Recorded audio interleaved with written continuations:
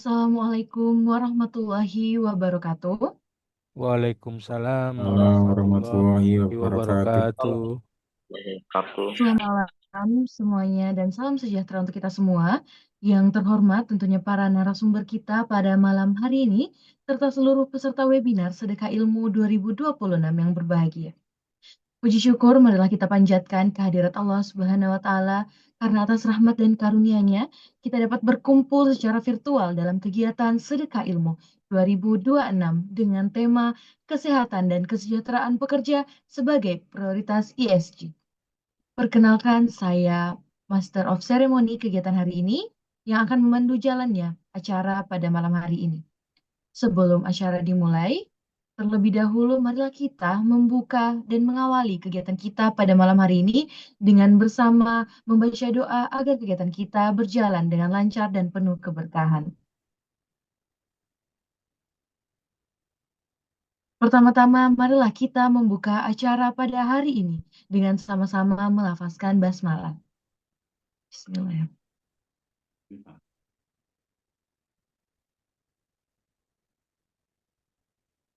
Agenda kita hari ini yang pertama yaitu pembacaan doa bersama, mengheningkan cipta sekaligus melaksanakan dokumentasi, pembacaan safety induction dan tata tertib, penyampaian materi narasumber selama satu narasumber, tiap-tiap narasumber diberikan waktu 30 menit.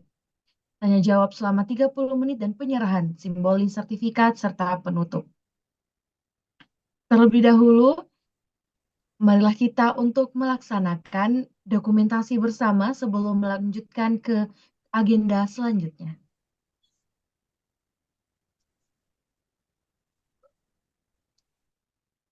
Kami bantu kepada slide pertama untuk terlebih dahulu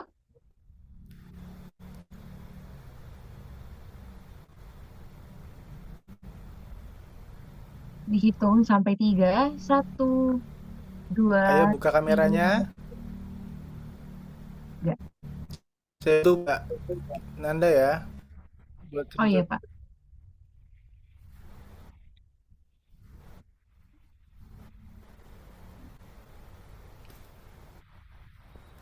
baik. Oke, 1, 2, 3. 1, 2, 3. Oke Mbak.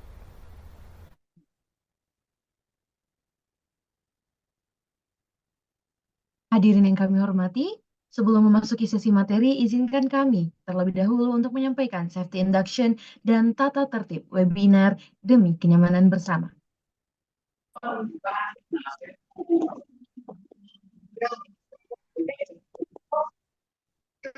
Safety induction, short electric, tidak menumput banyak steker pada satu stop kontak. Jauhkan air dari sumber listrik. Tata kabel listrik dengan rapi. Perhatikan apakah ada kabel yang terkelupas. Dehidrasi, sediakan air minum dengan suhu ruang minum air. Minum air secukupnya. Pastikan sirkulasi udara baik. Pastikan pakaian yang digunakan nyaman dan breathable. Dilarang berkendara. Utamakan keselamatan Anda dan pengguna jalan lainnya. Harap berhenti di tempat aman sebelum mengikuti acara. Pastikan sinyal stabil. Sinyal yang stabil membantu saat akan menyimak video dan materi yang disampaikan. Pastikan mencari WiFi dan jaringan yang stabil.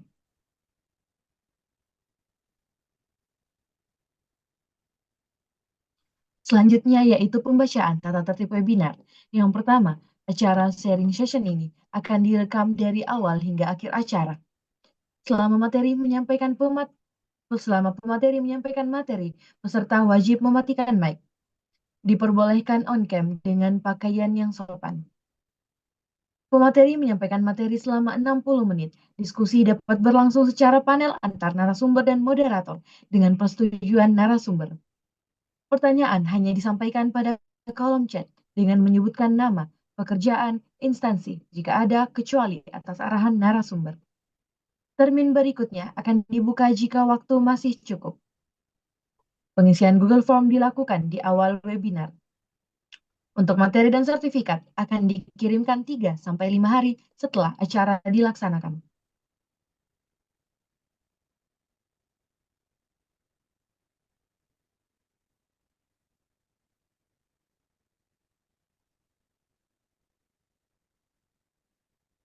Tanpa perlu berlama-lama, hadirin yang kami banggakan, langsung saja kita memasuki acara inti, yaitu penyampaian materi.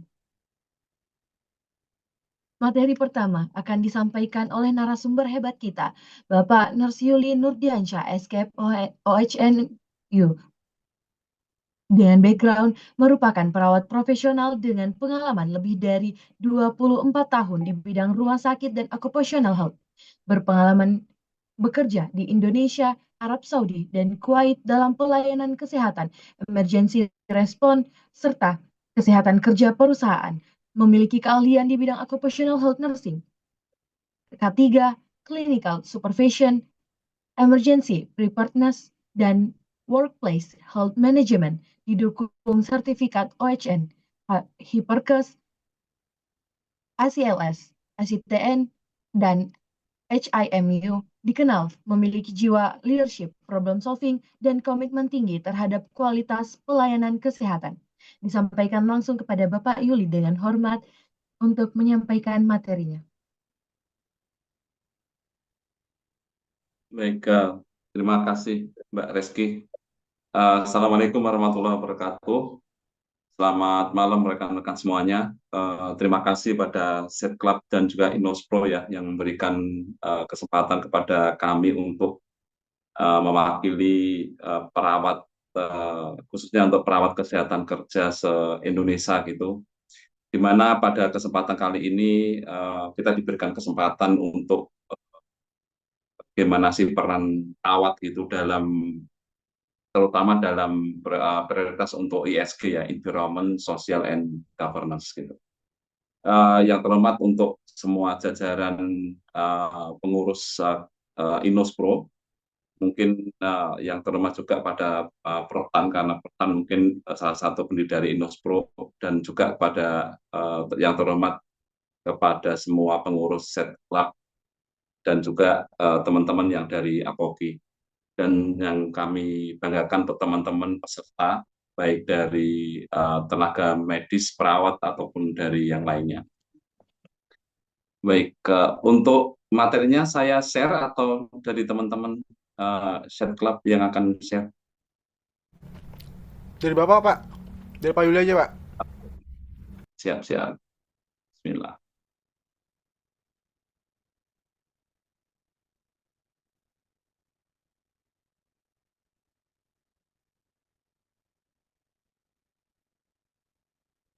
Ini sudah bisa terlihat ya? Sudah terlihat, Bapak. Jadi tema yang kita angkat sekarang terkait dengan apa sih peran dari OHN atau perawat kesehatan kerja. Ini menjadi sebuah pilar ya bagi kesejahteraan pekerja, terutama terkait dengan ESG gitu. Jadi apa sih perannya sehingga perawat atau khususnya itu occupational health nurse atau semua perawat sebenarnya dalam workplace itu untuk menunjang kesuksesan dalam atau tata kelola dalam ESG gitu. Nah, ESG sendiri nanti juga akan bagaimana ESG itu bisa mendukung atau meningkatkan status kesehatan tenaga kerja.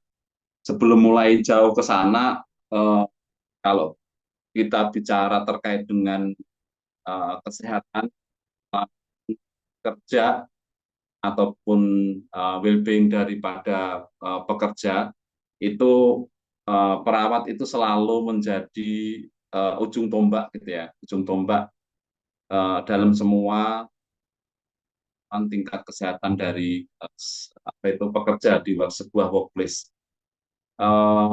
Banyak program mungkin yang terkait dengan visi misi sebuah perusahaan atau sebuah rumah sakit ataupun workplace lainnya.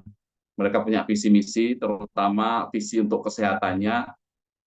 Mereka dari visi akan keluar sebuah program gitu. Dari program itu kalau tidak ada yang mengeksekusi, ya sebuah program akan hanya menjadi tertulis aja di atas kertas tanpa ada implementasi. Nah, siapa sih implementatornya gitu, yang berperan dalam mengimplementasi atau melaksanakan sebuah program? Ya, kembali lagi kita ya sebagai perawat.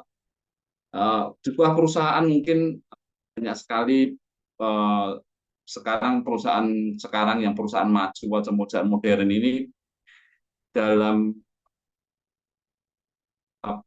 PP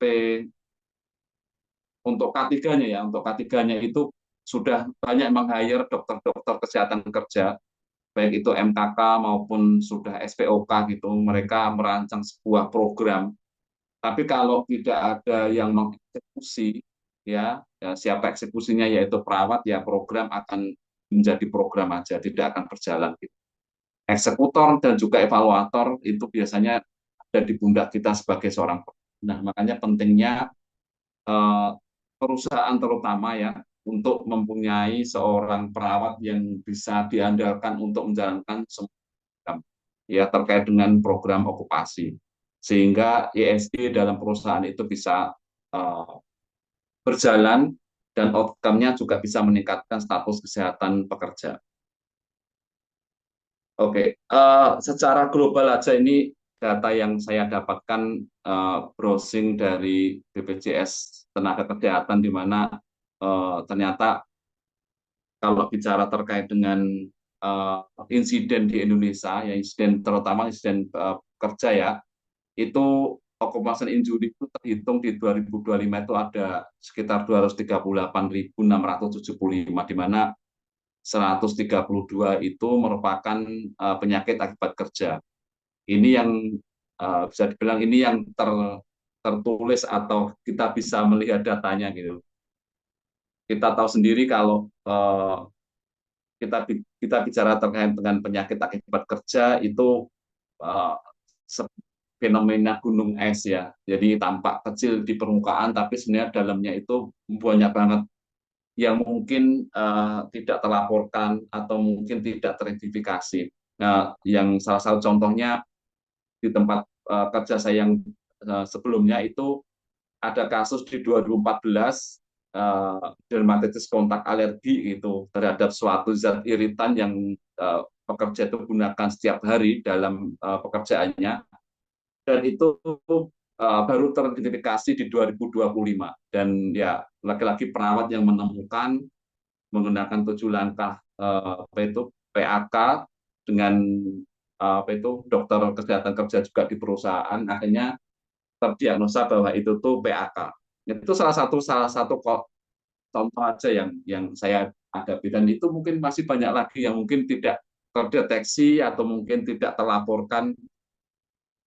Which is kalau kita bicara PAK, kita tahu sendiri itu merupakan suatu image juga bagi perusahaan ya yang ada perusahaan yang tidak mau juga melaporkan gitu. Itu juga makanya fenomena PAK ini sebuah fenomena PAK atau sebuah fenomena gunung es ya. Jadi tampak kecil gitu di permukaan tapi dalamnya banyak banget yang apa itu masih perlu terlaporkan atau belum terlaporkan.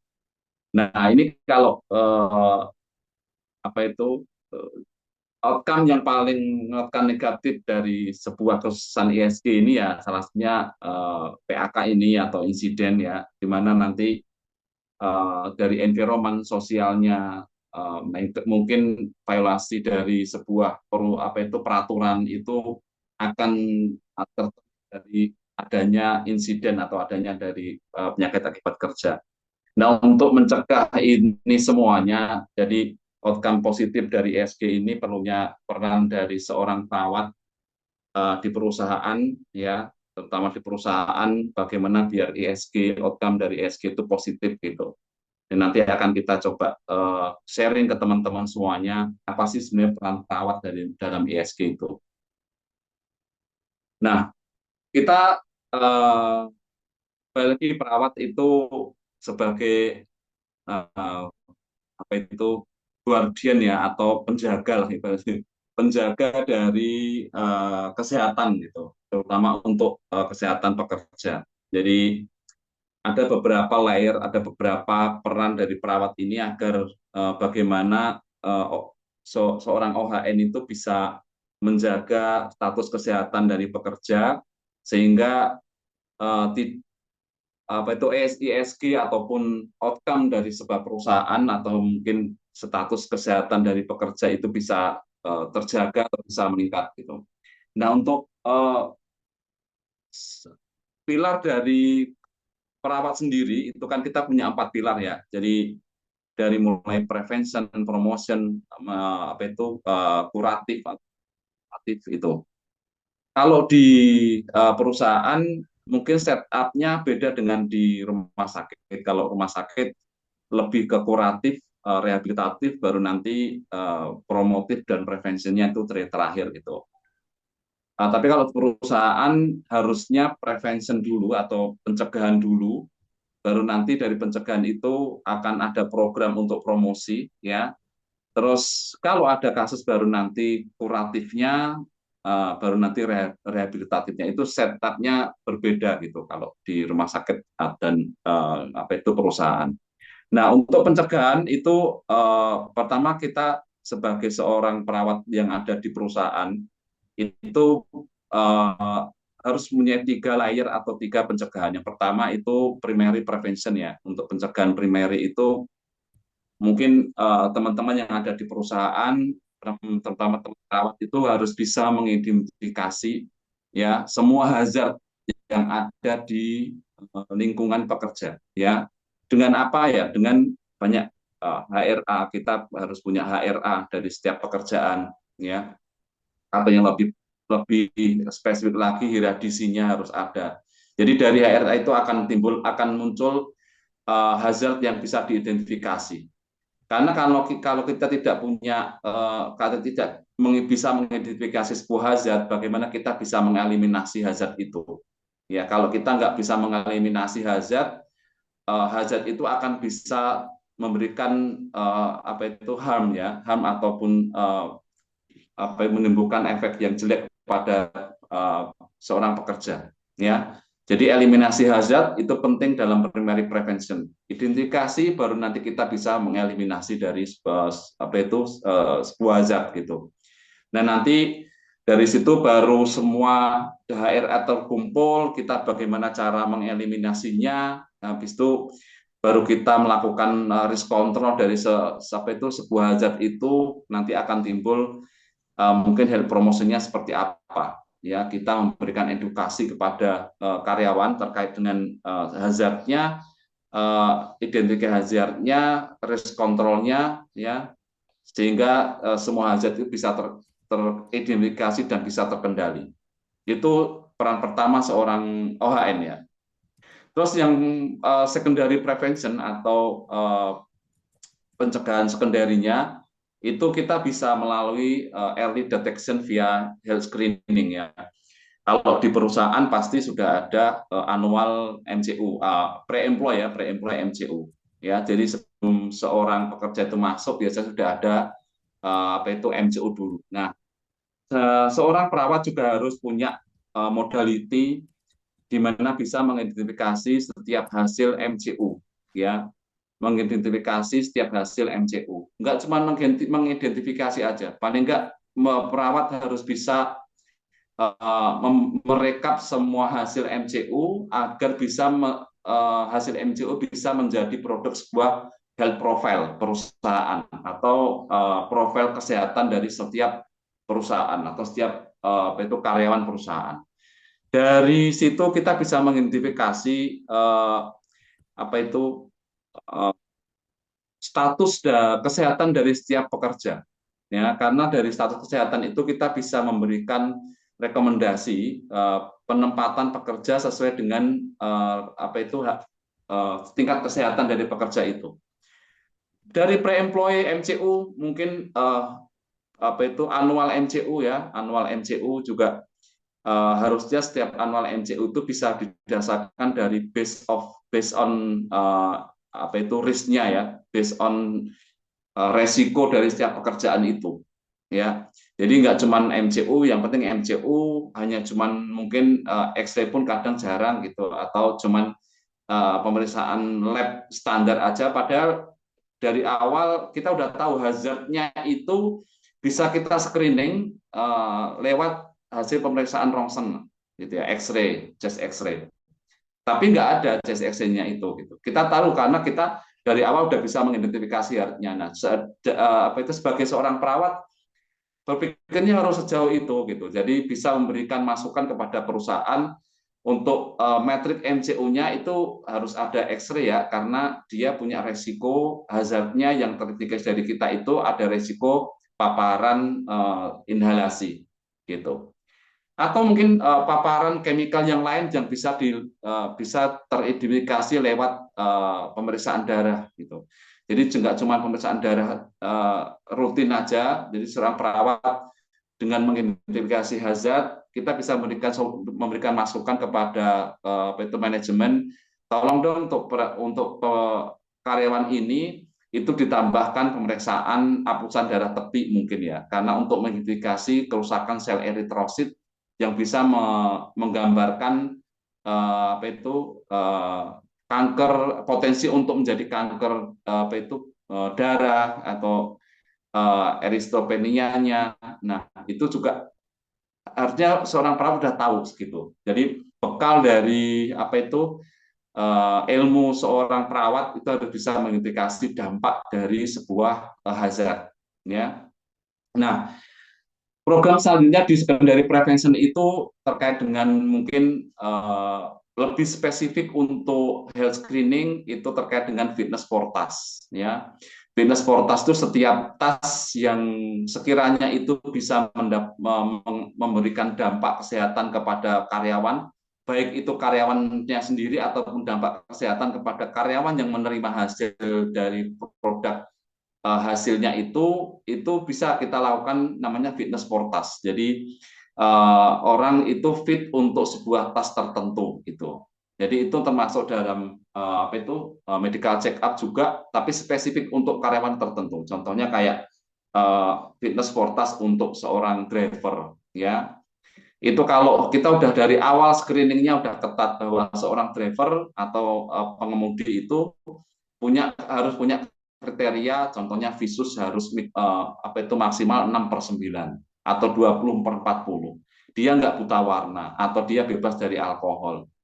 Nah, itu sudah ada spesifikasitas seperti itu, maka itu semua bisa menjadi barrier terhadap sebuah kemungkinan atau potensi untuk kecelakaan kerja atau meningkatkan hasil outcome ISG yang lebih positif. Ya. Program selanjutnya Program selanjutnya di secondary prevention ini terkait dengan surveillance ya. Banyak banget kalau di perusahaan itu banyak surveillance yang bisa kita kerjakan sebagai seorang OHN ya. Mulai dari ergonomi, mulai dari kebisingan ya, dari audiometrinya yang berkaitan dengan kebisingan, ataupun surveillance terkait dengan blood investigation ya, kayak orang yang terpapar dengan chemical itu kita bisa lakukan dengan surveillance apusan darah tepi atau program surveillance yang lainnya. Ini sebuah program dari secondary prevention yang mungkin sangat bermanfaat sekali untuk pencegahan kecelakaan kerja gitu ya, atau penyakit akibat kerja.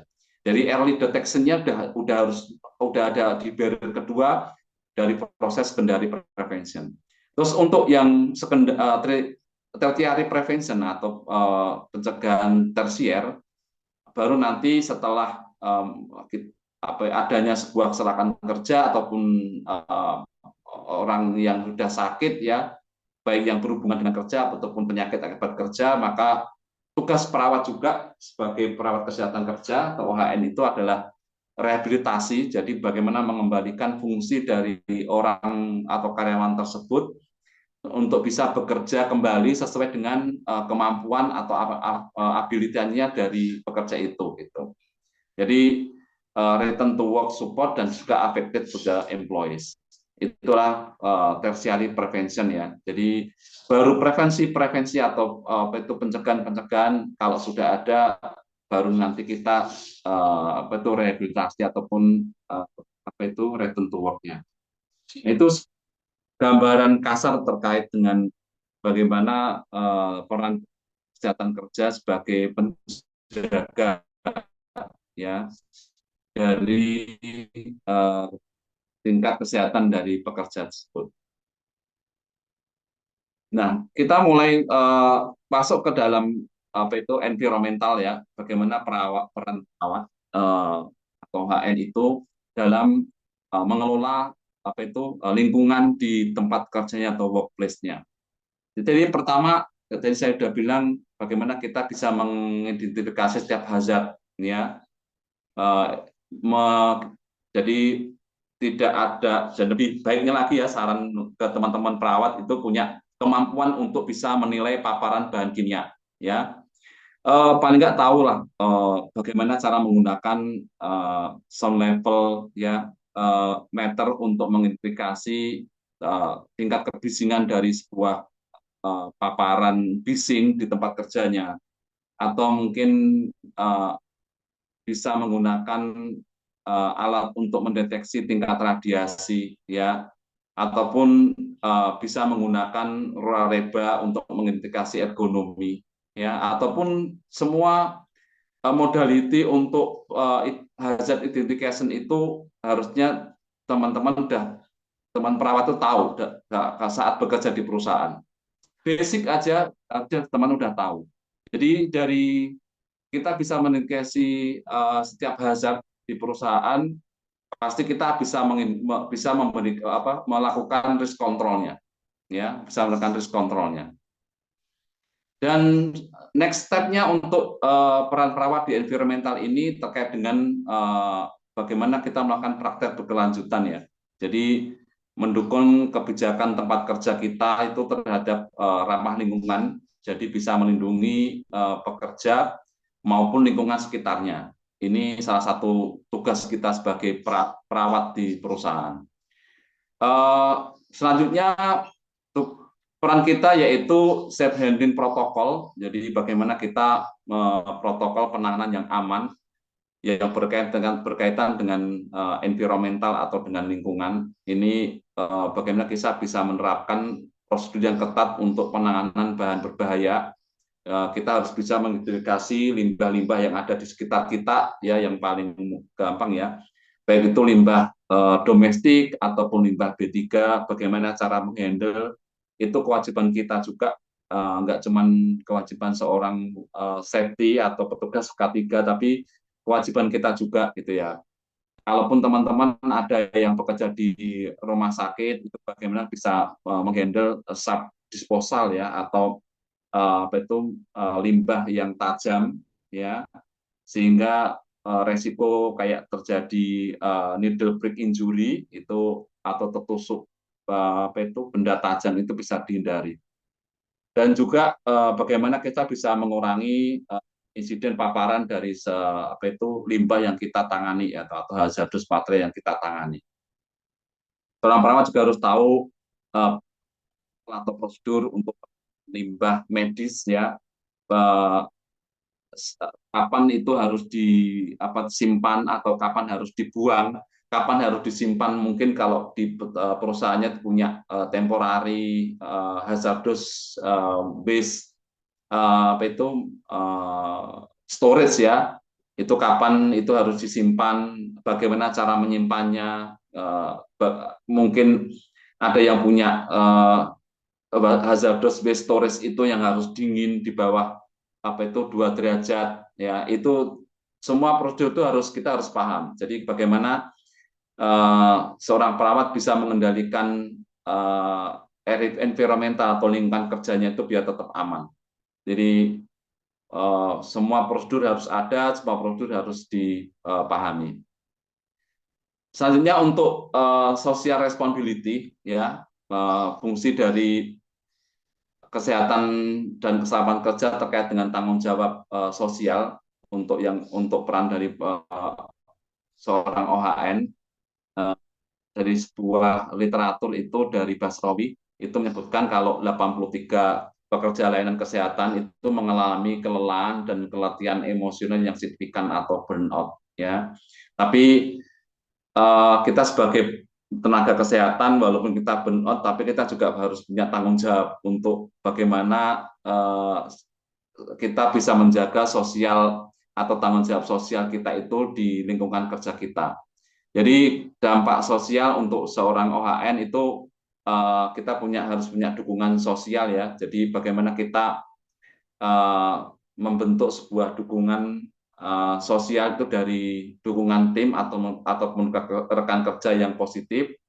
Habis itu kita harus punya dukungan lingkungan yang inklusif juga, jadi ruang aman ya, ruang pekerja, seorang pekerja juga harus kita buat seaman mungkin gitu.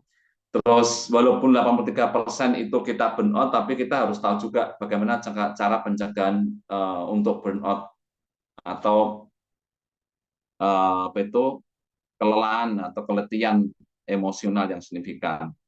Terus juga kita bagaimana menjaga biar kesejahteraan mental kita itu terjaga, yaitu mungkin menghindari stresor psikososial dan juga pencegahan dari apa itu burnout. Jadi bagaimana semua itu ya kita harus bisa mengidentifikasi faktor pemicu stres ya, baik itu stres secara fisikal maupun psikososial sebelum meningkat menjadi fase krisis dalam stres, dan juga membangun jaringan atau dukungan yang positif untuk mendukung dari tempat kerja yang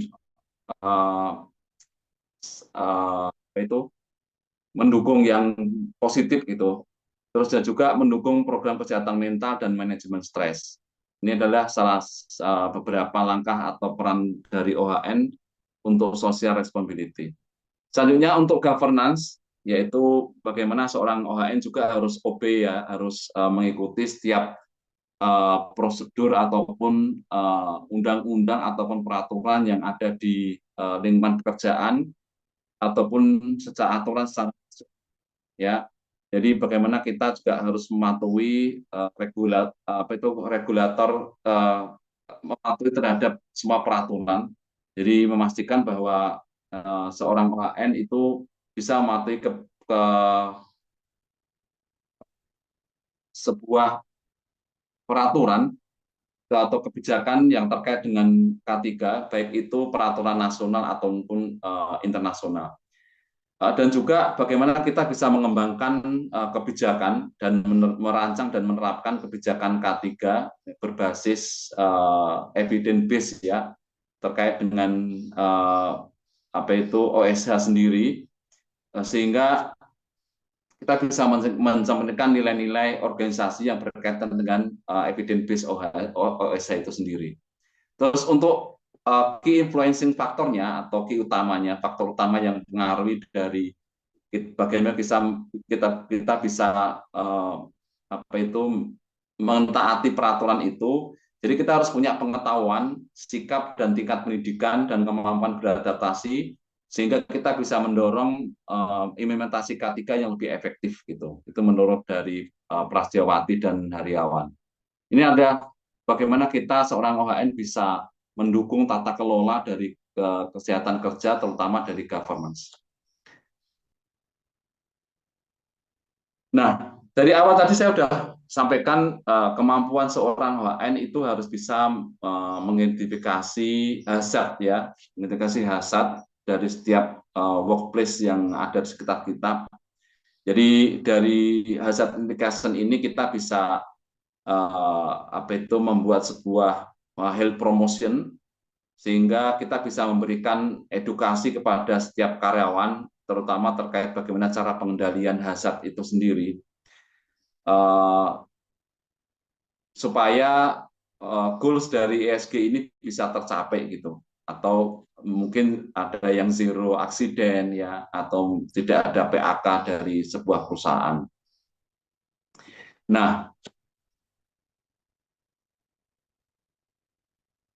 inilah impact dari bagaimana bisa apa itu kita bisa mengurangi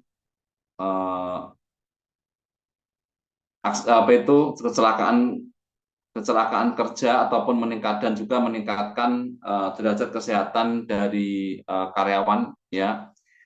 itu untuk pencegahan atau menyelamatkan nyawa, jadi intervensi yang dipimpin oleh seorang OHN itu baik secara langsung maupun tidak langsung kita bisa mengurangi frekuensi dan tingkat keparahan kecelakaan kerja. Jadi manfaat jangka panjangnya itu sangat signifikan. Ya, yang pertama yaitu peningkatan status kesehatan tenaga kerja melalui deteksi dini dan perawatan yang tepat sasaran. Jadi harapannya tingkat dari insiden di setiap perusahaan itu atau di workplace itu bisa menurun tahun per tahun dengan uh, peran atau fungsi ON yang maksimal. Dan juga kalau insiden ataupun penyakit akibat kerja atau penyakit berhubungan dengan kerja itu menurun, itu juga bisa meningkatkan produktivitas ya, karena pekerja yang sehat dapat bekerja secara optimal dan pastinya budget untuk biaya pengobatan itu juga akan menurun ya atau mengurangi biaya perawatan kesehatan bagi karyawan dan juga pengusaha. Ini sangat berimpact sekali apabila seorang OHM itu bisa memberikan peran yang maksimal ya di sebuah perusahaan itu.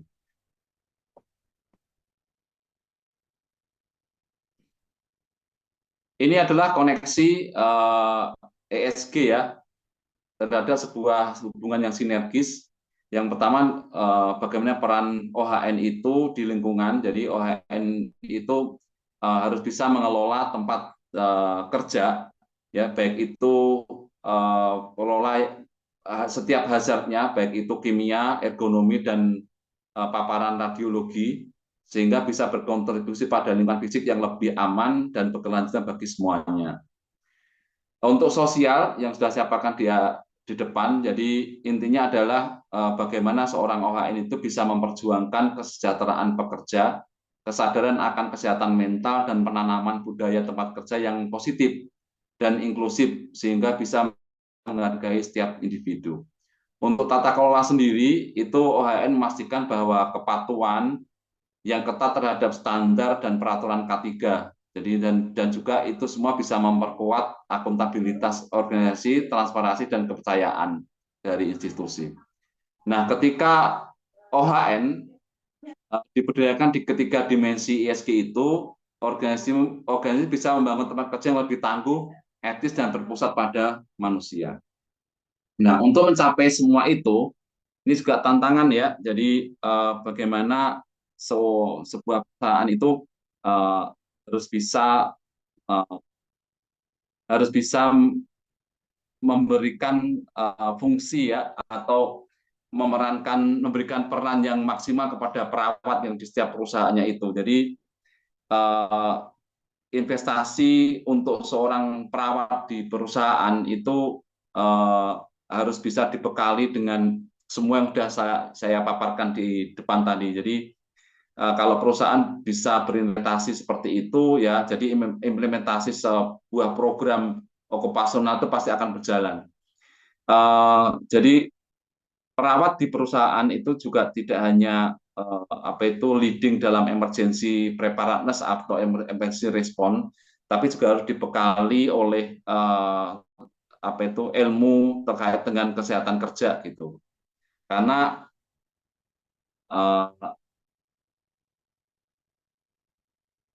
occupational health sendiri itu sangat besar kontribusinya dalam ESG. Jadi ini sebagai kontributor ESG yang penting ya, bukanlah pilihan, melainkan itu kebutuhan strategik ya bagi setiap organisasi yang berkomitmen pada pengembangan tenaga kerja jangka panjang ya. Jadi kita dari teman-teman kesehatan kerja dari OHN itu sudah membuat sebuah organisasi yang kita sebut AVOKI. Jadi tujuan utamanya kita pengen merangkul di setiap segmen keperawatan terutama ya, bagaimana bisa mengembangkan fungsi perawat ini di perusahaan itu nggak cuma sebagai seorang emergency response ya, nggak hanya cuma peran sebagai kuratif dan repretif, tapi bagaimana memberikan modalitas ya kepada perawat ini sehingga bisa menjalankan setiap program kesehatan kerja di setiap perusahaan gitu. Nah, bagaimana caranya? Yaitu bisa mengenali dan memberdayakan apa itu setiap perawat yang ada. Jadi OHN itu bisa memberikan strategi ESG, diskusi kepemimpinan dan juga kerangka kerja pengambilan keputusan dari setiap program yang sudah ada di perusahaan. Yang selanjutnya itu berimplementasi dalam pembangunan, jadi mendukung pendidikan berkelanjutan, sertifikasi profesional, dan peningkatan kompetensi bagi semua praktisi K3, terutama bagi perawat gitu. Pokoknya kedepannya kita mempunyai OHN yang tangguh di perusahaan gitu ya, atau OHN yang berkompetensi dan juga handal di perusahaan. Jadi setiap program dari ESG itu akan bisa berjalan dan juga bisa akan memberikan dampak yang positif kepada perusahaan. Dan selanjutnya itu prioritas K3, jadi bagaimana kita memberikan prioritas kepada K3 yang lebih proaktif. Ini pergeseran dari penanganan reaktif ke program yang mengutamakan pencegahan untuk melindungi pekerja dan membangun ketahanan organisasi. Untuk mendukung semua itu ya itu tadi, jadi kita bisa bagaimana sebuah perusahaan itu bisa menginvestasikan ya seorang perawat itu untuk menjadi seorang OHN yang kompeten dan juga handal gitu. Melalui apa ya? Itu melalui pelatihan-pelatihan occupational health dan kesehatan kerja yang mungkin masih sangat sedikit sekali di Indonesia atau bahkan belum ada ya. Jadi pelatihan perawat kesehatan kerja, jadi bisa membekali perawat yang ada di perusahaan itu untuk bisa menjalankan strategi dari ESG itu sendiri gitu. Dari mulai identifikasi resiko, potensi hazard, sampai pencegahan, pengendalian, dan segala macamnya. Jadi program banyak sekali, tapi masih keterbatasan dari perawat itu adalah ilmu dari kesehatan kerja sendiri. Karena untuk kesehatan kerja itu memang kita saat di bangku kuliah itu belum diajarkan ya, atau belum ada spesifik kurikulum untuk membahas kesehatan kerja itu sendiri. Makanya ini tantangan buat kita dan tantangan buat semua, yaitu stakeholder ya di Indonesia ini, bagaimana bisa menciptakan perawat kesehatan kerja yang berkompeten dan juga handal. Mungkin itu garis besarnya bagaimana peran OHN itu sangat signifikan sebagai ujung tombak dari sebuah program di perusahaan atau di workplace lainnya, sehingga bisa memberikan hasil yang positif dari program ESG.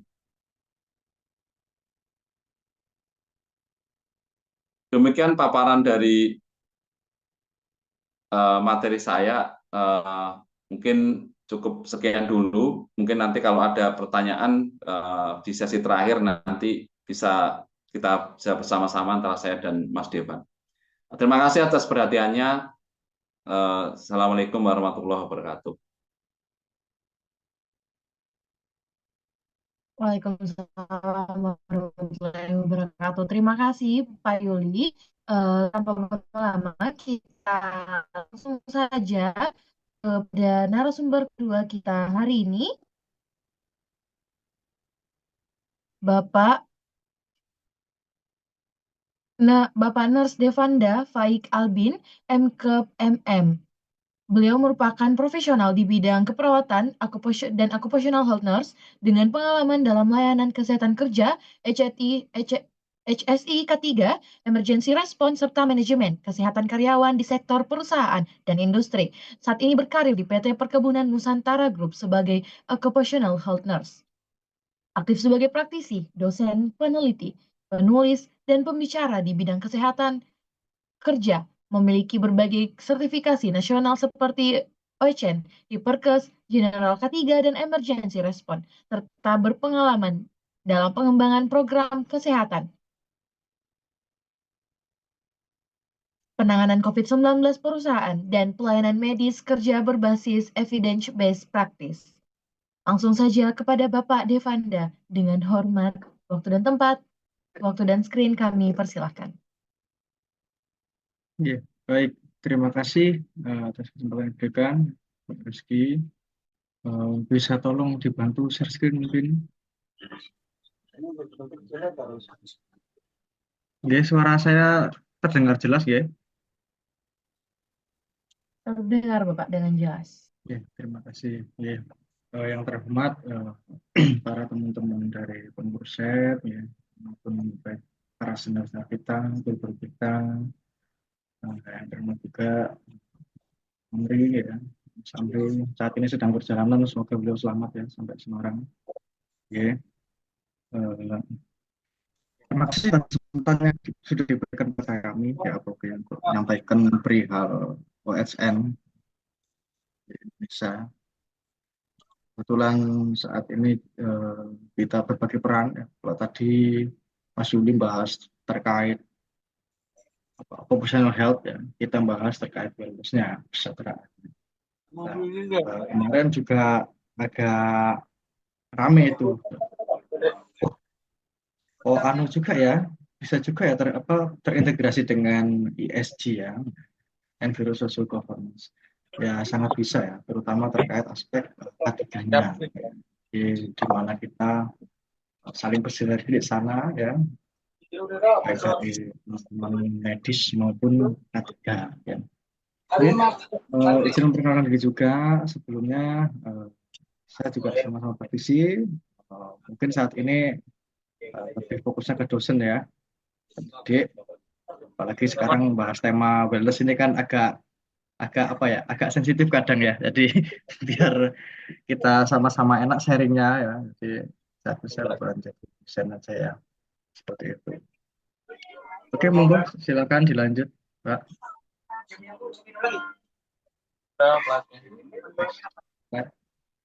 Oke, jadi saat ini saya ngajar terkait OSN ya, OHN di kampus ini dekat rumah ya, bisa.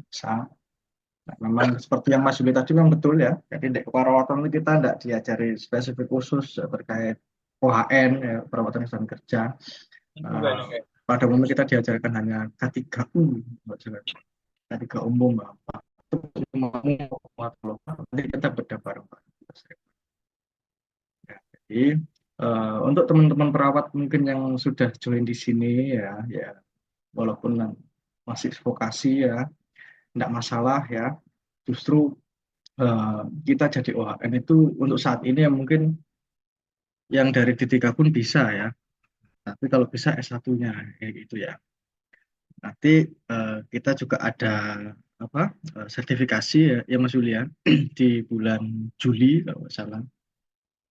Nanti kita saring ya, betul-betul kita seleksi. Jadi mulai sekarang tolong dipersiapkan. Tadi sudah dipaparkan sama Mas Yuli kayak mana biar bisa mengoptimasi peran kita ya dari paramedik ke OHN kayak gitu ya. Oke, alhamdulillah diamanai juga untuk nulis soal UPOM ya, UPOMNAS perawat kita. Tadi saya nulis diamanai untuk nulis soal terkait keperawatan kesehatan kerja ya, OHN. Yang terakhir lagi itu suruh bahas terkait school nurse ya, perawat di sekolah, padahal mirip-mirip juga. Jaman juga tempoh hari diajak Dr. Edi dan tim Ainos Pro buat nyusun sertifikasi dokter perusahaan. Dan sama masuk juga, ini juga ada tim kami dari Apogi Mas Denny ya, nyusun sertifikasi OHN kayak gitu. Oke, next slide, Pak.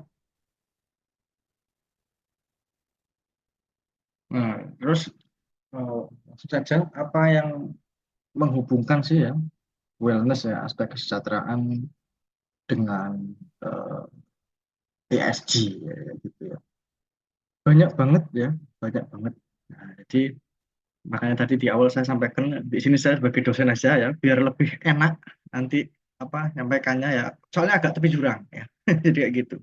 Nyambung yang disampaikan Mas Yuli tadi, sebanyak apapun programnya ya, kalau minim implementasi ya sia-sia kayak gitu ya. banyak program wellness A, B, C, D, E, ya. Terus well-being A, B, C, D, E, ya. Tapi nggak ada evaluasi kayak gitu ya. Nah, yang harapannya di mana aspek wellness ini sangat apa sangat identik dengan aspek sosio dari ESG-nya ya. Nah, health and welfare ya, kesehatan kesejahteraan kayak gitu. Jadi di sini itu ada tiga aspek ya, di mana ada OH-nya, ya, gejala-gejala disampaikan Mas Yuli, terus ada wellness-nya, ya, terus ada EAP-nya. Nah, ya, yang EAP ini, yang Employee Assistance Program ini yang memang dia fokus kepada eh, apa ya, kesehatan holistik ya, secara menyeluruh ya, terutama mental ya. Nah, di, ada juga kok ya yang penyakit-penyakit akibat kerja ya, PAK itu yang sangat cerempet ke sini juga banyak ya. Habis ini kita bongkar ya. Jadi gimana kita mengintegrasikan semua ini ya. Jadi solusinya eh, kemarin kita sudah melakukan eh, survei ya ke beberapa teman-teman ya. Mungkin belum bagi yang belum isi silakan isi linknya ya. Nanti eh, bisa minta ke tim kami Mas Miftah. Nanti saya kasih nomornya. Bahwasannya itu teman-teman kita medik itu terlalu banyak eh, beban administrasi di sana. Ya, beban administrasi. Di bahkan itu yang bisa menghambat optimasi peran kita.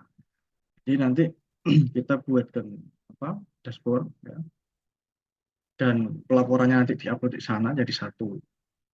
Ya, jadi nanti kita bisa apa bareng-bareng nih ya mengembangkan program OH maupun wellness-nya seperti itu.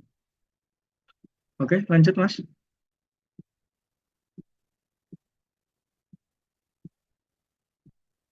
Nah, jadi di sini memang agak komplit ya, agak komplit terkait tren isu yang ada ya, terkait lifestyle ya, gaya hidup ya. Jadi bisa ditengok bersama ya, mulai banyak kali klinik-klinik wellness ya, wellness and spa dan sebagainya ya.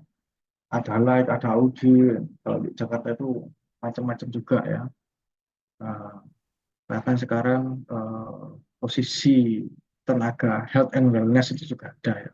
Biasanya di beberapa multinasional company sudah ada. Di sini itu kita bahas terkait nutrisi ya, terkait gizi kerja ya, aktivitas fisik, stress management yang sekarang ini lagi ramai itu apa gangguan tidur ya. Kemarin itu saya sharing sama kolega Pak Dalan, ya. Mas Amri kenal juga ya Pak Dalan, Pak Ahmad Dalan ya, sekarang dokter. Dia meneliti terkait sleep hygiene. Ya. Itu juga bisa diterapkan itu ya. Kalau cara yang apa berbasis aplikasi malah cocok tuh. Lalu social connection. Di sini yang menguatkan psikis atau mental atau emosi ya dari pekerja kita. Jadi saya nyambung yang Mas Yuli sampaikan ya, kita membentuk peer support group ya, peer support group ya, kelompok dukungan supaya ya gitu. Jadi eh, jangan terpencar-pencar. Ya. Justru di sana itu kita itu harus kompak solid ya. Kayak mana satu naungan dalam divisi K3 kalau tidak kompak kan, ya kan? Nah, nanti tidak bisa efektif tuh program-programnya, ya kan? Nah, macam-macam sih memang ya. Ada yang company-nya itu dia divisinya HSE, lalu paramedik, apa ERT lalu paramedik ya. Ada yang divisinya itu divisi Departemen HSE, ada yang safety engineer, ada yang virus sendiri, ada yang OHIH, ya, yang OHIH ini ada yang OH, ada yang IH, ada yang I1 ya. Jadi kalau saya nyikapi sekarang itu tidak masalah ya. Yang penting terus apa berkolaborasi di sana. Nah, lalu yang satunya tadi terkait apa pola hidupnya ya. Alkohol ya, drug test kan sekarang sudah mulai banyak ya. Tobacco ya, merokok ya, itu bisa memicu faktor-faktor stres pada pekerja itu ya. Nah, terus ada lagi nih sebenarnya itu kayak mana kita itu memberikan apa ya quality of life dan quality work of life pada pekerja itu ya yang masih usia produktif. Nah, lalu terkait stress management ini jangan dikira sepele ya, karena di sini itu ada istilahnya itu psikoneuroimunologi di sana. Jadi ada yang sakit dia itu sakit psikis, tapi kok bisa-bisa ngerembet ke apa fisiknya di sana tuh kira-kira. Ya, jadi diharapkan dari pihak manajemen perusahaan ya kita juga betul-betul tuh yang ada catering ke Malang kayak gitu ya. Kita apa ada kegiatan olahraga ya kita turutin tuh ya untuk menghindari semua ya. Ya. Oke lanjut Mas, next slide. Nah, jadi pada intinya seperti ini. Jadi trennya itu ya di sini itu ya inovasi wellness ya, longevity ya, atau peningkatan angka harapan hidup ya, angka harapan hidup. Jadi kita itu kudu apa ya, kudu aware. Kalau kita ini harus sehat sampai usia senja ya. Nah, lalu lifestyle lagi kayak hidup yang sehat. Memang di sini tuh penekanannya pada aspek holistik ya. Jadi tidak cuma fisik toh ya, tapi bio, psiko, sosio, spiritual, kultural. Jadi pada dasarnya penekanannya pada wellness is moving firmly into the realm of prevention. Rumusnya gini ya. Memang mengobati penyakit itu malah lebih banyak ya. Kata Mas Lutfi sampaikan ya. Jadi untuk mengatasi program OA itu penekanannya pada preventif, pada pencegahan. Itu kita tekannya ke sana, ya. Kita tekankannya di sana. Karena kalau sudah berobat itu lumayan kos buat apa perusahaan klaim, gitu kan. Nah, di sini tuh pada intinya kita yang mengubah kayak mana itu gaya hidup pekerja itu proaktif ya untuk melakukan pencegahan untuk preventifnya. Nah, lalu di sana itu yang akan apa meningkatkan ya kualitas hidup ya, quality of life itu tadi ya. Dia aware ya untuk rutin CCU ya. Terus apalah melakukan gaya hidup yang sehat ya, menjaga makanannya. Lah terus dia aware kalau misalkan ada keluhan sedikit langsung periksa ya. Memang realitanya malah ada yang apa ya? Ada yang memang sengaja dibuat sakit tapi biar izin tidak kerja ya, itu jangan diikuti ya yang kayak gitu ya. Nah, itu ditegur langsung aja ya, kalau seperti itu. Nah, jadi di mana itu kerja itu mulai sadar tuh bisa mendeteksi risiko lebih awal. Untuk apa? Untuk longevity tadi ya, memperpanjang usia sehat. Jadi, kayak mana longevity itu akan mempengaruhi QOL ya, quality of life ya, dan quality of life. Ini kalau misalnya ada anunya nih, ada alat ukurnya ya, alat ukurnya. Nah, terus melakukan preventif ya, untuk wellness. Jadi memang di sini tuh 2026 ini mau masuk babak baru. Lifestyle ya, gaya hidup apa yang kita makan, terutama pada ini nih, bukan saya mendiskreditkan bukan ya. Karena ini memang faktanya, realitanya itu ada ya. Jadi pada pekerja Gen Z itu dia itu kalau enggak sakit parah itu baru nurut ya, baru nurut.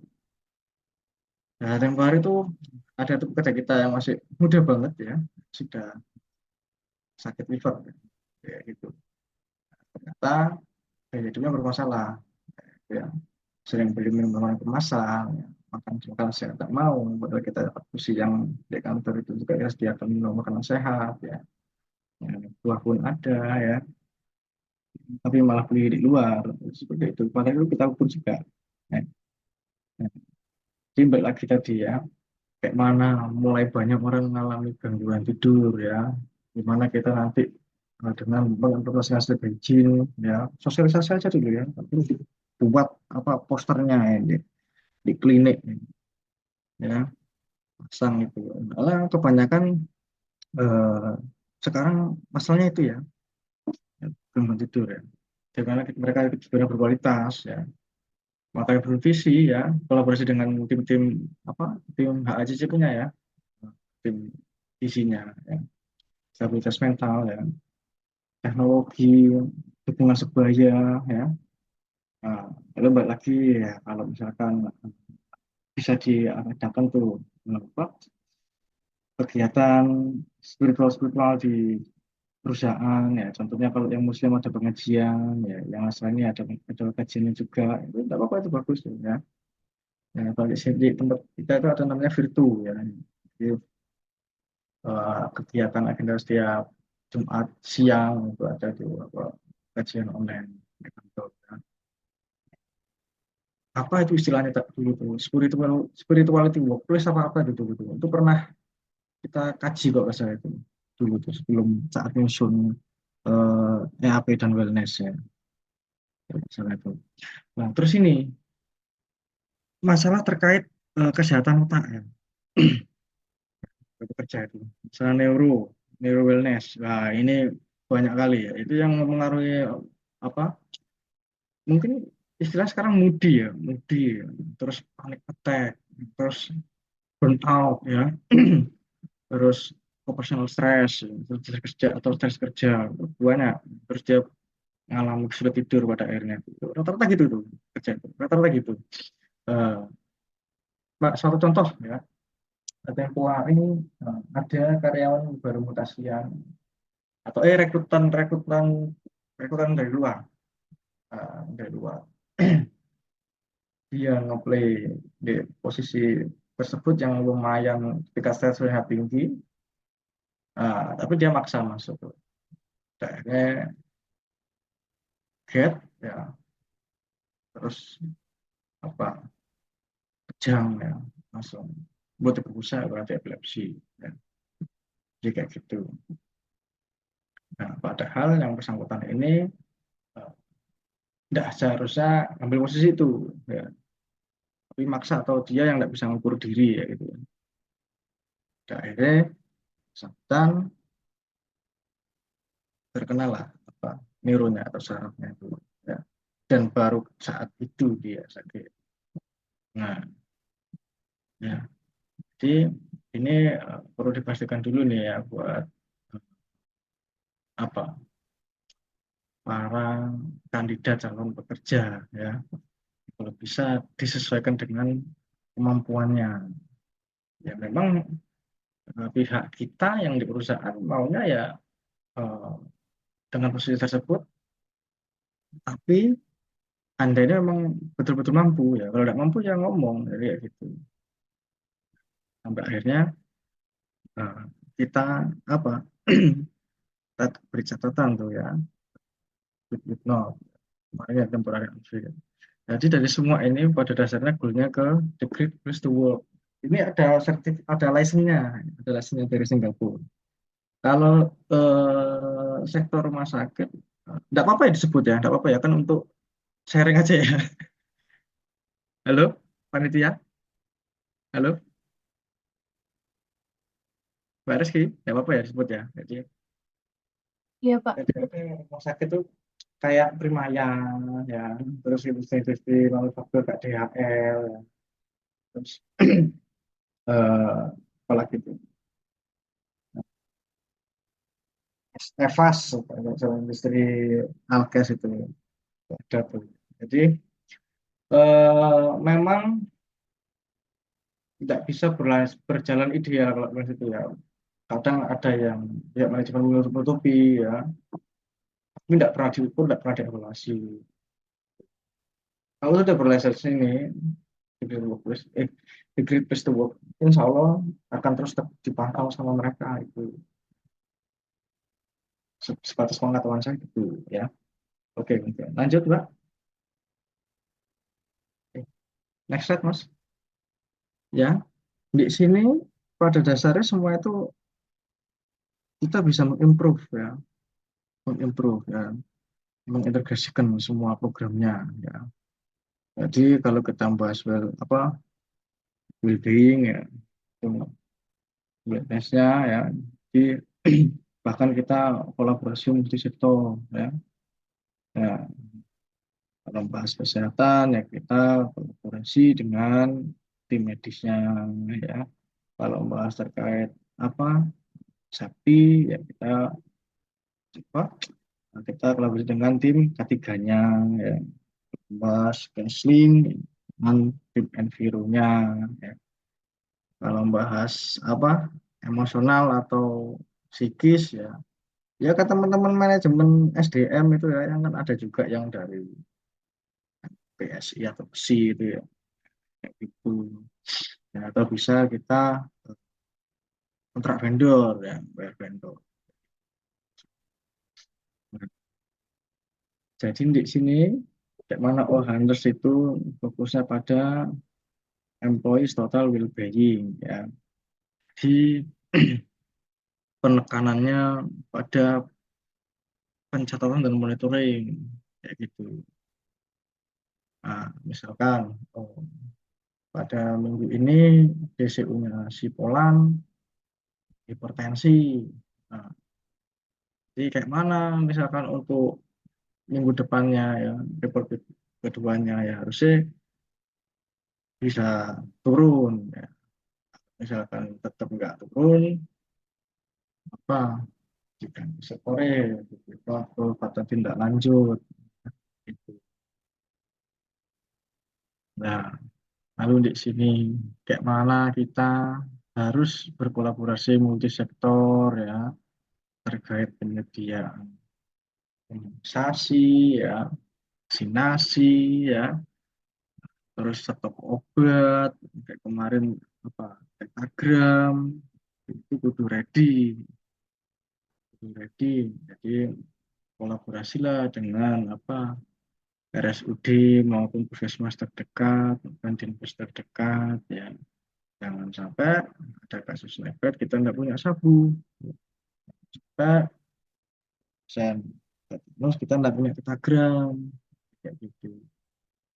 Nah, terus Indonesia ya, surveillance ya, edukasi keselamatan nanti saat apa sekitar pun kita juga boleh tuh ya untuk siapa tuh yang yang pernah sakit lalu sembuh ya.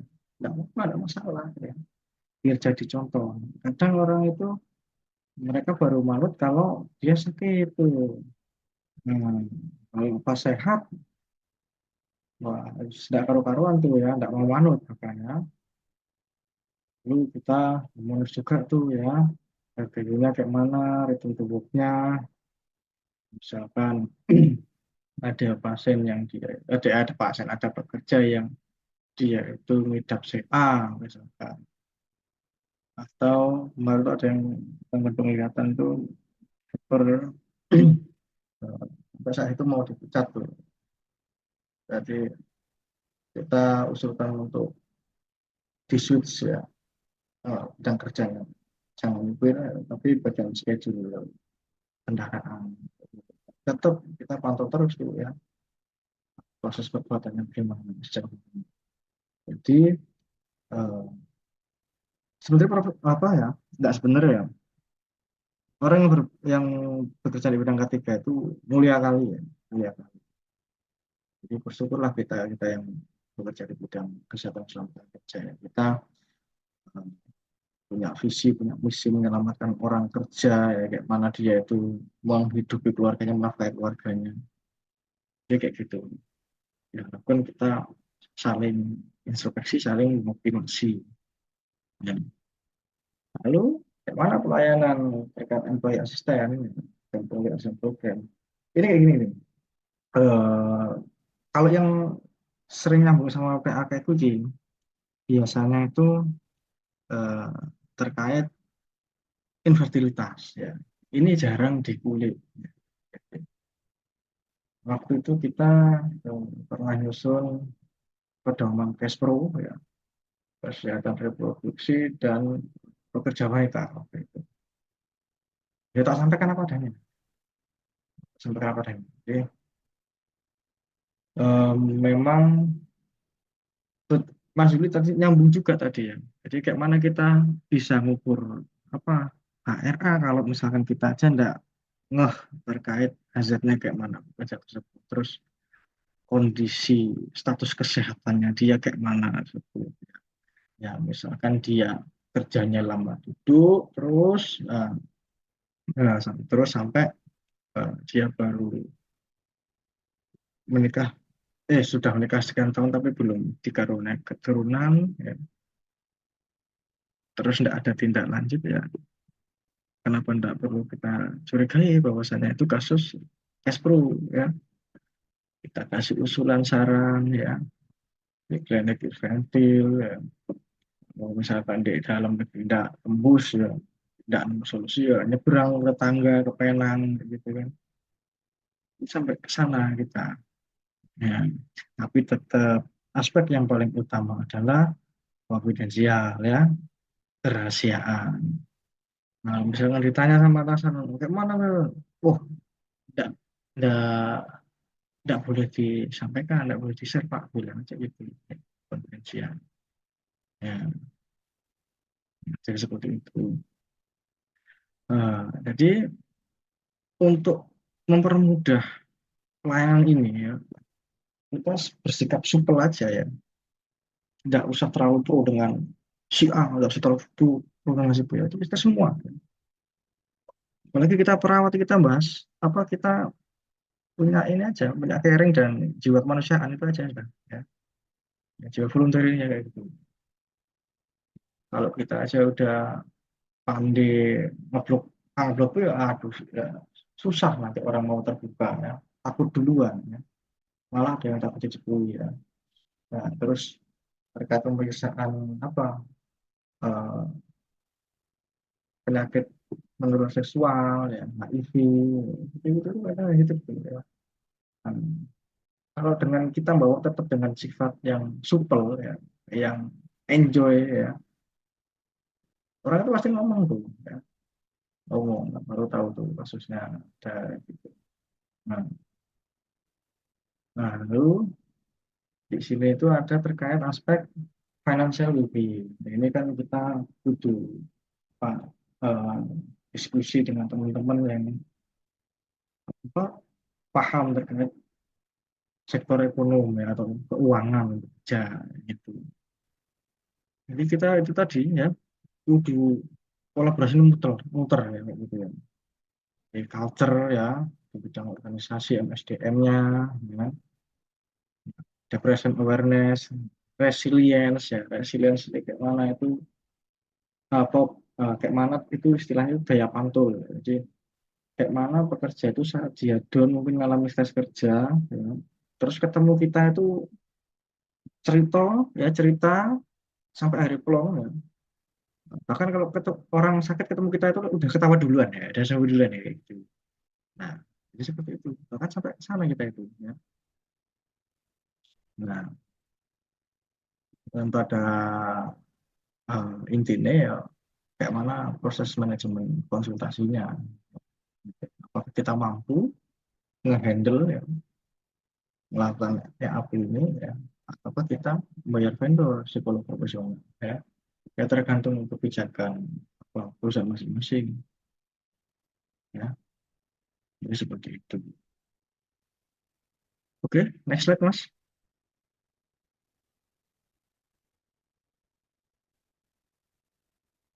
Nah tadi sudah tak sampaikan semua ya jadi kurang lebih kayak gini jadi kita itu bertugas itu jangan cuma mengandalkan satu twin talk. Jadi ada istilahnya itu MERP, Regular Emergency Response Preparedness. Jadi di sana itu kita kudu buat alur tuh ya, kudu buat alur tuh. Misalkan klinik kita nggak nangani ya, atasi ya rumah sakit terdekat mana yang udah jadi rekanan kita gitu, ya. Nah di sana itu kita juga apa butuh pandai-pandai memimpin. Makanya sekarang kenapa rekrutmen itu eh, untuk lokal apa istilahnya lokal hire gitu ya, lokal hire. Karena di sana selain aspek CSR atau CSL-nya kayak mana perusahaan itu di sekitar yang setujuannya itu harus memperkerjakan warga sekitar itu aspek CSR. Tapi yang penting lagi dia betul-betul mengenali medan tersebut. Jadi kayak gitu itu ya. Misalkan contoh yang kayak ada Mas Denny tadi ya, Mas Denny ya, kita daerah Lampung ya, masuk di Pertamina Lampung ya, tahu betul ya, di mana kalau misalkan kasus ini apa, kasus kecelakaan kerja ya, misalkan multiple fraktur, kayak mana nih rumah sakit yang ahli apa traumatologi gitu ya. Nah, atau ada trauma centernya ya. Nah, terus kayak mana kalau ada pekerja yang memang dia itu sakit kanker tidak kunjung sembuh kista dan sebagainya, kayak mana rumah sakit yang di mana rumah sakit yang ahli onkologi di sini, jadi kayak gitu. Nah, untuk mempersiapkan sebelum ke sana ya, mungkin kalau mungkin ada adik yang dari mahasiswa di sini ya, ikut volunteer aja ya, ikut volunteer ya, ikut volunteer ya, kerelawanan di sana nanti kita akan terlatih tuh ya, terlatih terkait emergensi, kolaborasi komunikasi dan organisasi gitu ya. Walaupun kita yang masih praktisi pun juga bisa ya, juga boleh, juga boleh. Ya, lalu di sini EAP-nya ya. Jadi ini kayak gini ya, ini kayak barusan ini aja ya. Ada yang konsul istrinya menanyakan bahwasanya kok sepertinya kaki kok kebas apa, tapi fisiknya pas dicek gula darahnya nggak ada, asam uratnya nggak ada. Terus tak follow up lagi, oh ternyata masalah psikis tuh. Ya, kena tuh. Nah, ternyata di sana itu dia enggak tercover ya. Kita sampaikan tuh Pak, kalau misalkan mau berobat ini ya bisa klaim ya. Jadi kita jelaskan betul tuh pembiayaannya kayak mana. Oke. Oke, lanjut Mas. Nah, terus kita di industri itu juga ya. Kalau yang di set mungkin waktu yang kerja roster ya 4:2 ya 2:2 ya. Kalau yang di corporate kadang ada yang 24/7 ya, on call terus ya, jadi seperti itu. Mohon interupsi Bapak, waktunya kurang lebih 5 menit lagi, sekedar 2 menit lagi, waduh, tidak berasa ya. Oke, tak percepat aja ya. Kebanyakan cerita kasus ya, terlalu banyak kasus ya. Oke oke, tak percepat ya, izin ya. Nah ini tadi ya nyambung terkait apa penyakit-penyakit sensitif ya, HIV maupun EAP ya. Jadi sampai kayak mana kita itu eh, berperan di industri itu, pasien itu langsung terbuka, kayak gitu ya. Bahkan sampai manajemen itu percaya. Kayak contohnya tadi, sebenarnya kita bisa ketemuan ya Mas Amri ya, sama Mas apa Pradana ya. Cuman lah aku ditugasin di dampingi komisaris sakit lah, padahal ada dokter lah. Sampai ke sana loh Mas ya. Nah, jadi kita sampai punya logistik kuat. Ya, alhamdulillah ya, segi aman. Oke, lanjut Mas. Lanjut lagi, next. Tuh tinggal 2 menit ya.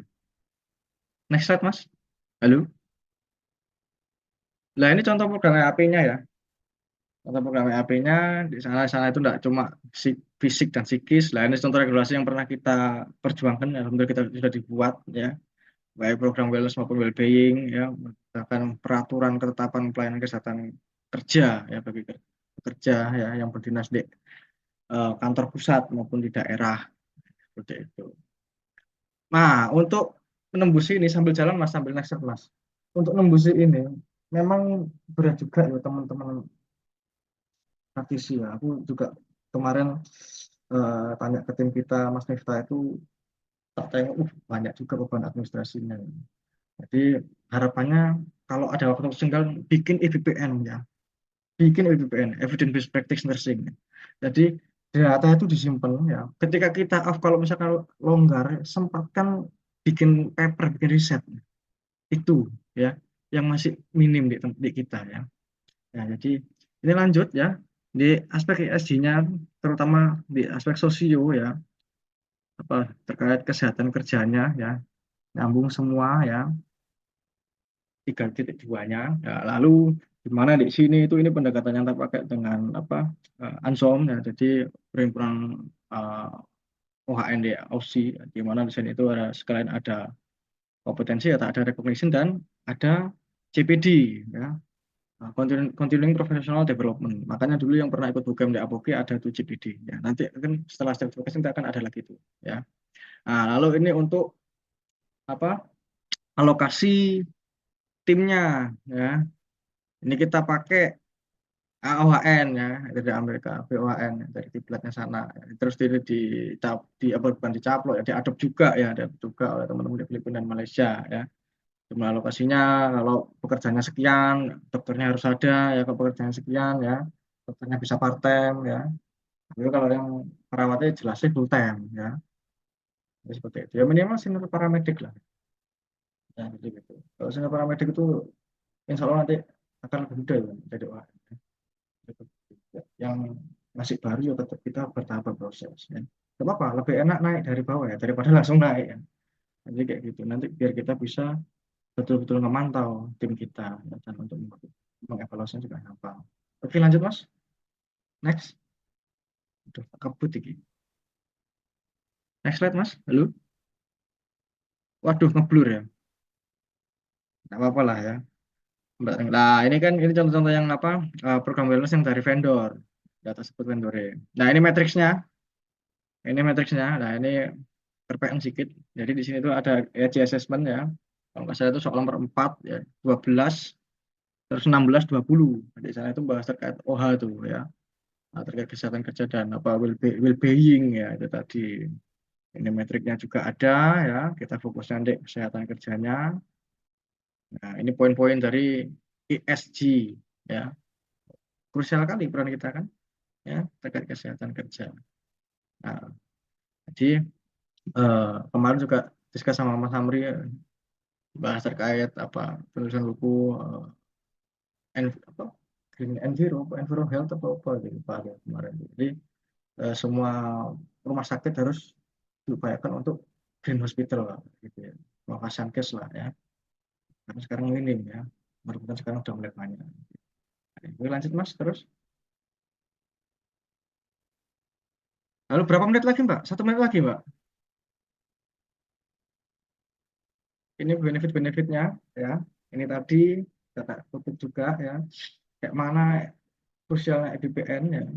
Nah, jadi regulasi dibuat itu setelah ada ini ya. EDPN bahan kajian kita. Ya. Kayak mana kalau kita mau maju kalau tidak ada data gitu kan. Itu dia. Ya. Nah, senjata kita paling ampuh lah berarti itu ya. Ini benefitnya ya, terus ekonomis ya, kesehatan ya, well-being sosial sama environnya ya. Tadi juga udah disampaikan sih sama Mas Yuli. Oke lanjut Mas. Next slide. Halo. Ini di sini ya. Itu yang bilang AOAN ya. Dan apa? Sebelumnya Mas, sebelumnya Mas. Sebelumnya Mas, naik atas Mas. Nah, nah ini ya. Yang setelah ini pas. Turun bawah Mas. Hub. Nah, di sini. Jadi apa? Tim kesehatan kerja itu siapa aja? Kelewat ini Mas. Sebelumnya ini pas Mas, tadi betul Mas. Ini hub. Nah, jadi tim OH itu apa aja ya? Ada OHN, OHD ya, IH ya, ada seperti engineers ya, ada apa? Kesehatan apa? Bidang organisasi spesialis ya, bagian culture ya, culture perusahaan ya, psikologis ya, psikolog ya, konselor, psikoterapis, ergonomis ya. Jadi kita memang sudah masuk di sana. Lalu di sini ini ada bahwasannya OHN itu memang keilmuan yang independen, ya, tapi kita masih belum ada ya. Ya dengan APOGI ini mudah-mudahan bisa menggebrak ya. Jadi yang belum ada sekarang harus ada ya. Nah, lalu itu tadi ini ya. Nah, sambil lanjut Mas, sambil lanjut. Nah, jadi kayak mana workplace health management itu bisa tercapai ya pada dasarnya ya kalau ketentuannya pada pihak top lead-nya ya, top manajemennya kayak mana, aware apa enggak ya. Kalau enggak aware ya susah sebaik apapun program. Nah, ini kemarin kita juga sudah nyusun ya, sama tim kita, Mas Didi sama Mas Denny ya. Jadi kayak mana pengembangan apa jobdesk OHN. Nanti kita metrik juga ya. Nanti kita share anunya apa linknya ya untuk pengisian targetnya. Lanjut Mas. Jadi empowering OHN itu sangat krusial kali ya. Jadi gimana kalau kita yang sudah ada ya, kalau kata Mas Juli, biar kita tidak hanya apa tergunggung di ERP apa di bidang ERP aja, tapi kita juga kudu balik ke rootnya di OH ya. Itu harus kita berdayakan ya. Kita empowerment, kita empowering untuk itu. Nah, ini sampai kita diundang juga ya oleh teman-teman LPTUI ya, tapi saya tidak bisa datang karena saat itu saya sendirian jaga ya. Dokternya pada waktu itu pas resign, ya, jadi saya yang backup layanan. Nah, jadi kurang lebih seperti itu. Nah, bahasanya PBPN kuncinya ya, untuk optimasi apa, peran kita ya. Jadi kita nggak hanya syukur kerja ya, tapi kita juga punya kerja. Nah, nanti itu yang kita petik pas masa tua ya. Oke, mungkin kurang lebih seperti itu aja Mas. Ya, kurang lebihnya mohon maaf ya. Ini adalah referensi kita ya, buku yang pernah kita tulis ya. Oke. Oke, terima kasih ya. Kurang lebihnya mohon maaf ya. Assalamualaikum warahmatullahi wabarakatuh.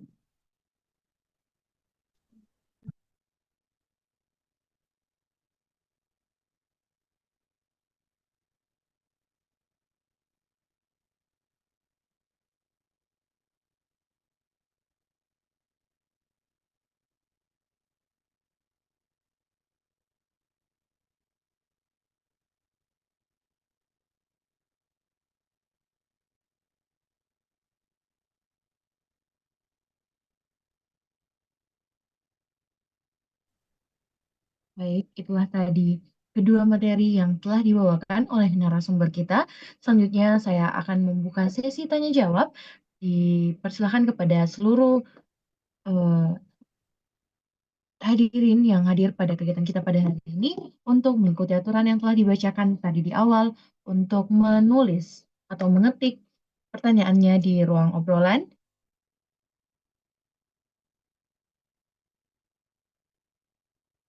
Sudah ada satu pertanyaan.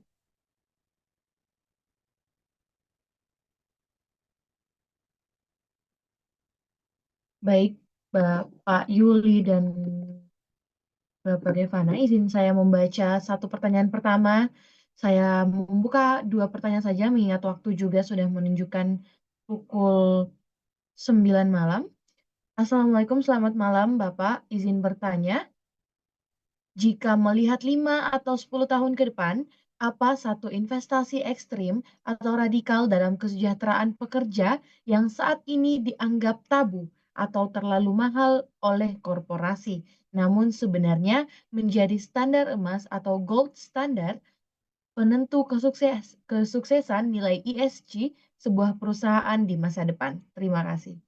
Mungkin bisa langsung Pak Devanda dan Bapak Yuli untuk menjawab pertanyaan tersebut. Baik, langsung aja kali ya.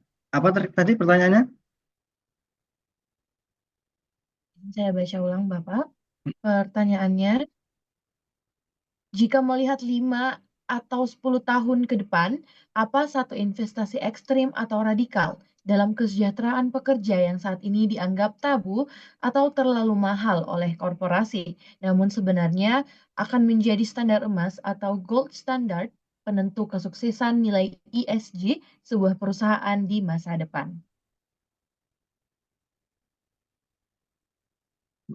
Investasi ekstrim atau radikal dalam hal kesejahteraan pekerja gitu ya, dianggap tabu dan Ya. mahal oleh korporasi. Pak Harusa Fikriya, 5 sampai 10 tahun ke depan apa ya? Investasi ekstrim atau radikal dalam hal kesejahteraan pekerja yang sangat dianggap tabu. Ya, ini maksudnya kayak mana nih? Ini saya kok nggak ya. Maksudnya Mungkin saya mungkin bantu jawab, nanti investasi mungkin Mas ekstrim kan? Devan punya gambaran lain mungkin ya. Monggo, monggo, Mas. Ya, jadi mungkin sekarang yang dianggap tabu gitu ya, sekarang yang dianggap tabu, tapi itu mungkin 5 sampai 10 tahun ke depan tuh ternyata yang sekarang dianggap tabu itu menjadi golden standard dari sebuah perusahaan yang kaitan dengan ESG gitu. Mungkin sekarang ini data kesehatan karyawan ya, MCU itu kan kebanyakan perusahaan itu eh, melibatkan third party gitu ya, atau perusahaan itu mengirimkan, jadi data MCU itu dipegang oleh apa itu perusahaan lain gitu atau rumah sakit gitu, bukan dipegang oleh perusahaan itu sendiri gitu. Mungkin untuk 5 tahun 10 tahun ke depan, 5 sampai 10 tahun ke depan, eh, data karyawan itu eh, bisa dipegang oleh perusahaan, atau mungkin karyawan itu bisa melakukan pengecekan data kesehatan tersendiri gitu ya. Jadi karyawan itu udah tahu gitu ya, mungkin kedepannya itu karyawan udah tahu kapasitas kesehatan masing-masing gitu, karena dengan kecanggihan teknologi sekarang, apalagi dengan AI yang bisa menyimpulkan sebuah itu kesimpulan kesehatan masing-masing karyawan. Jadi karyawan itu sudah tahu gitu ya, dengan kecanggihan AI mereka memasukkan data apa itu kesehatan karyawan sendiri gitu, sehingga dan nanti bisa dilingkan atau bisa dikaitkan dengan tas kerja itu, uh, mereka fit nggak untuk bisa bekerja dalam posisi yang akan mereka cari gitu. Sebenarnya di perusahaan saya sendiri sebenarnya sudah ada untuk pengelolaan data karyawan itu sudah korporasi atau perusahaan yang pegang gitu.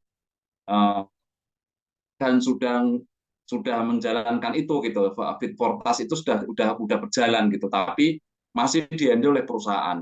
Nah, kedepannya mungkin ya, mungkin ini gambaran saya aja, dari dulu itu saya punya angan-angan, mungkin ya orang untuk bekerja itu sudah tahu saya itu apa itu dengan data kesehatan yang saya miliki, saya itu fit untuk bekerja pada apa itu bidang tertentu. Itu jadi karyawan sudah punya, ya sudah, karyawan itu sudah punya data tersendiri kalau saya akan melamar kerjaan di tempat ini, posisi ini itu saya fit atau tidak.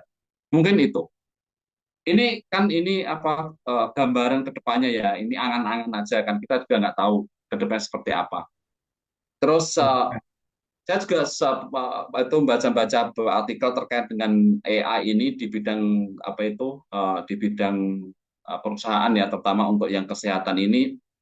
Uh, jadi semua uh, kayak asuransi kesehatan ataupun jaminan kesehatan itu nggak hanya bertumbuh pada primary kesehatan aja gitu ya, atau apa itu masalah kesehatan aja pada karyawan gitu, tapi mungkin berbagai pencegahan penyakit itu bisa tercover gitu ke depannya itu. Jadi kalau sekarang ini kan asuransi kesehatan ya klaimnya hanya untuk kesehatan aja gitu. Tapi mungkin ke depannya itu klaim untuk pencegahan kesehatan itu bisa diklaimkan gitu dalam sebuah asuransi. Mungkin BPJS akan memikirkan, mungkin BPJS kesehatan ya yang paling banyak digunakan di Indonesia gitu. Jadi BPJS kesehatan itu harapannya 10 tahun ke depan itu klaimnya nggak klaim untuk kesehatan gitu, tapi untuk pengobatan, tapi klaimnya itu untuk klaim pencegahan. Jadi pencegahan dalam semua bidang kesehatan gitu. Nah, itu semua akan menunjang dari ESG itu sendiri gitu. Jadi kecanggihan teknologi sekarang bisa mungkin mendeteksi penyakit tertentu ya yang berhubungan dengan faktor risiko identifikasi hazard di perusahaan. Jadi klaimnya itu adalah bagaimana mencegah penyakit ini agar bisa terhindar gitu, seseorang bisa terhindar dari penyakit ini gitu.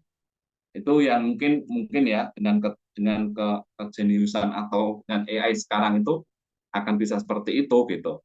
Atau mungkin apa itu yang sekarang dianggap kalau di asuransi di perusahaan saya itu klaim kesehatan untuk suplemen vitamin itu memang belum ada gitu. Tapi mungkin tahun depan itu dengan uh, apa itu klaim asuransi vitamin itu sehingga kesejahteraan peserta kesehatan kesehatan karyawan itu bisa ditingkatkan sebelum mereka itu jatuh sakit gitu ya.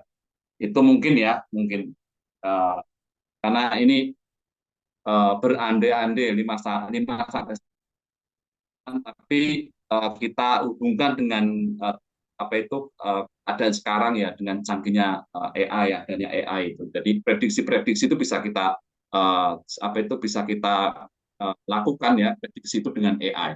Mungkin itu ya, mungkin Mas Devan ada pandangan lain. Ada tambahan. Jadi betul juga yang disampaikan Mas Yuli. Saya juga baru ngeh gitu Mas Yul. Jadi untuk mengefisiensi ya cost ya. Jadi kalau di tempat kita ini baru aja ya. Jadi kita masukkan semua data pekerja itu dalam satu web ya, sdm.palm4 gitu. Itu misalkan contoh ya. Jadi di sana itu ada profilnya pekerja ya. Selain dia CV-nya maupun portofolio, tapi ada data kesehatannya ya. Ada data kesehatan yang ditentukan oleh kita ya, tim kesehatannya. Jadi ya FFT itu tadi, terus ada juga bawahnya itu kalau nggak salah itu riwayat penyakitnya apa tuh kategorinya itu sampai dijelaskan di sana. Apakah dia penyakit kronis, apakah dia yang masih bisa ditangani ya. Nah terus di sana ada uh, terus buat ngupload MCU per tahunnya tiap pekerja. Ya. Jadi tiap pekerja itu bisa nengok langsung tuh ya, bisa ngemantau langsung ya. Nah, jadi secara nggak langsung kita nggak ganggu kerjaan mereka ya, ya ganggu kerjaan mereka. Jadi hanya dengan genggaman tangan dia bisa ngecek ya. Kapan saya waktunya kontrol ya. Kalau tadi Mas Yuli bilang sebelum saya dimutasikan ke bidang lain, apakah saya mampu ya dengan kondisi fisik ya, dan kesehatan saya yang seperti ini. Jadi seperti itu. Nah, jadi bisa mengefisiensi cost juga ya, cost perusahaan. Bahwasanya eh, kita ke preventifnya di sana, yang dipush ke preventifnya. Nah, oke, kurang lebih itu aja, Mas Yuli.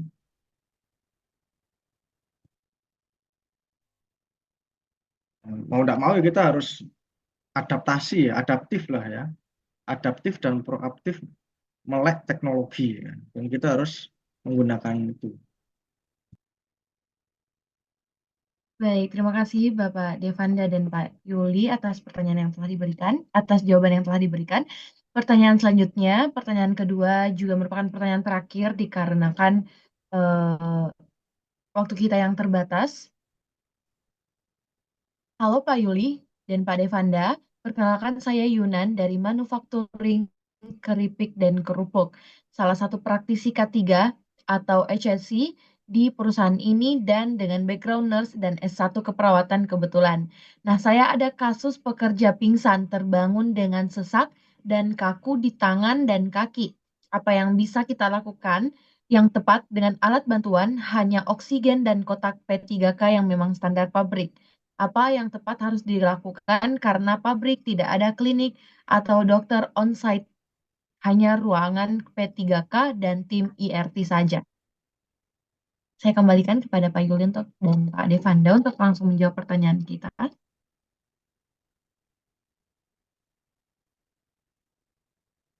Baik, ini berarti saya coba jawab dulu, mungkin Mas Devan bisa menambahkan ya.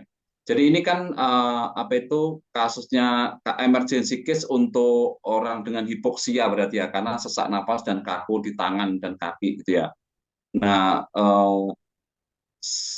kalau ditanya penanganan pertama dan hanya ada oksigen dan kotak P3K ya kita maksimalkan penggunaan alat yang ada aja gitu kan. Jadi pemberian oksigen kalau memang kita lihat apa itu pingsannya itu karena apa gitu. Tapi kalau karena hipoksia berarti pemberian oksigen dengan apa itu konsentrasi tinggi mungkin sudah cukup ya.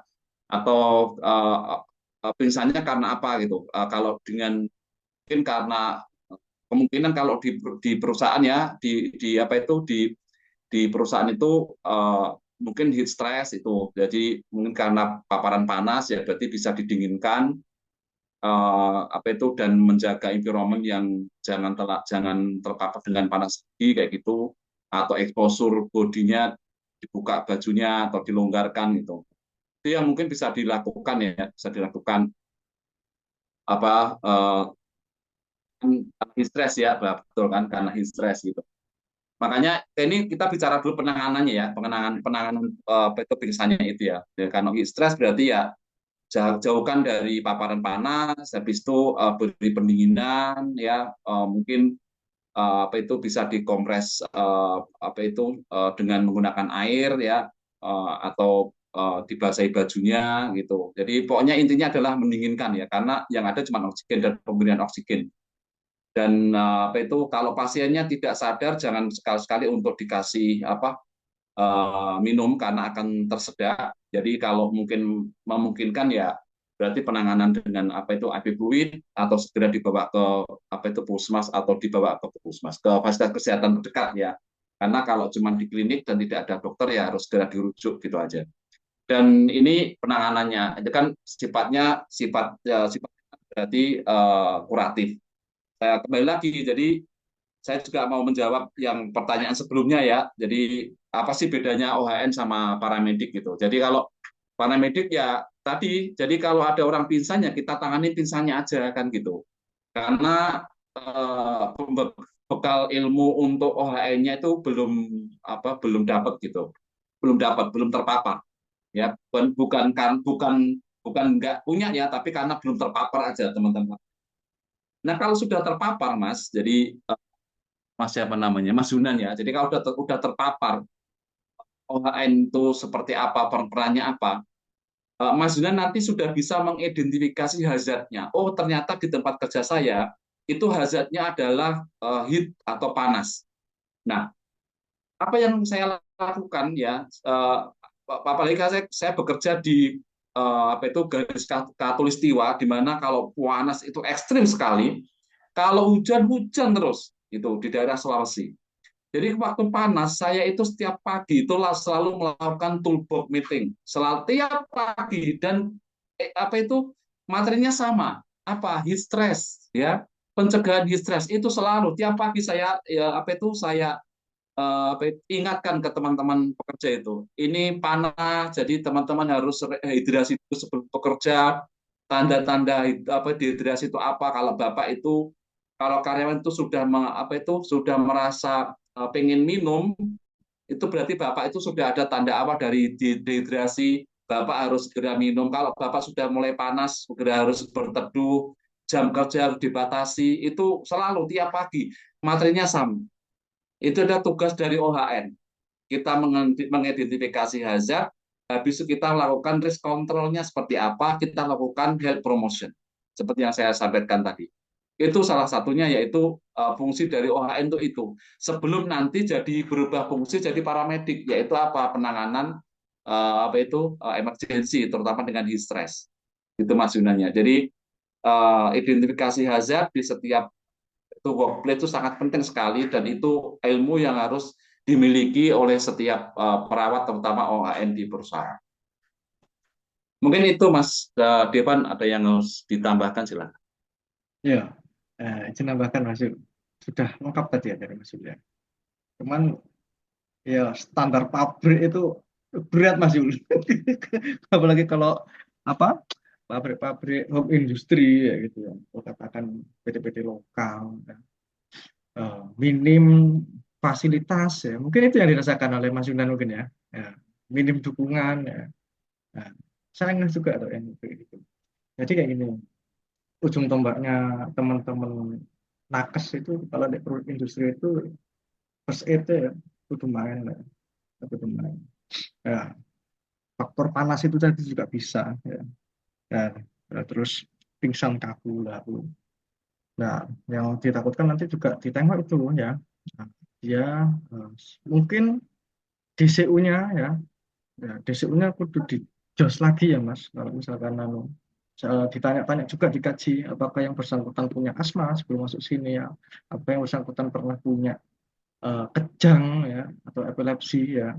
Nah, Takutnya ketika dia pingsan kaku terus berbusa mulutnya ya.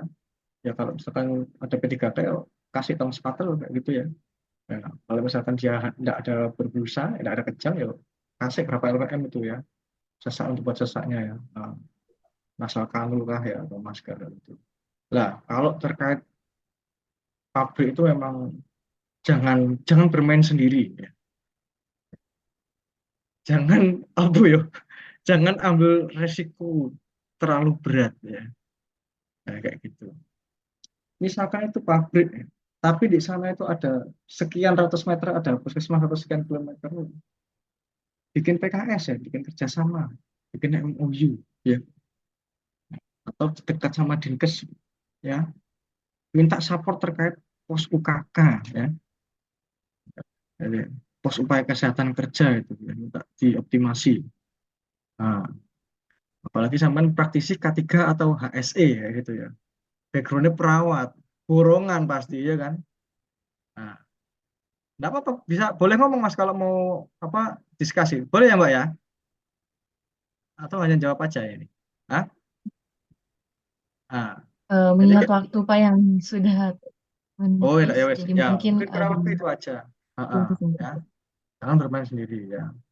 Jadi awareness ya terkait apa pertolongan pertama atau first aid ya. Dan terus eh, kolaborasi di eksternal dengan eksternal ya dekat ya. Bangun apa?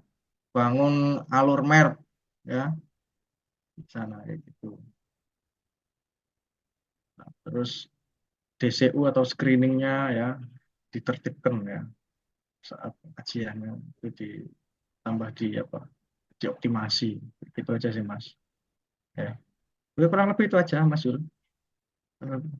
Karena di pabrik kami tidak ada klinik atau dokter onset, hanya memiliki ruangan P3K daya wis.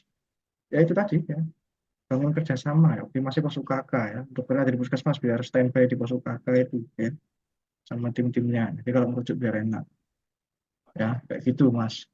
Atau usulan ke perusahaan ya, bahwasannya minta dokter IHC yang wah hanya kunjungan seminggu 2 kali atau seminggu sekali ya dari dokter puskesmas itu ada kok ya, itu bisa kok. Mungkin kurang lebih itu aja Mas Yunan ya.